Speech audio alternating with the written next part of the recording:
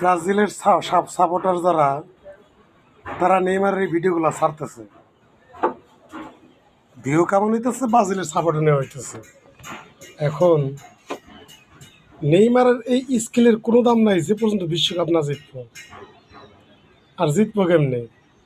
নেইমারের পায়ের আধা ফাঁক দেওয়া অন্য কারো পাও গেলে নেইমার চিতে পড়ে 6 মাস ছুটি কাটায়। এই ধরনের অভিনেতার তো বিশ্বকাপ মঞ্চে কোনো দাম নাই। দাম থাকলে আসছিল ডিমারিয়ার, আসছিল মেসির, পাওলো দিবালা, এদের গুণী তারকা জিনেদিন জিদান, এদের দাম ছিল। তারপরে ব্রাজিলের যে রোনালদো অফসাইডে খেলাইতে গোল দিয়ে কাপ নিছে। এই ডিজিটাল যুগে ব্রাজিল কাপ তো দূরের কথা, কাপের কপন তো খুব পারবো।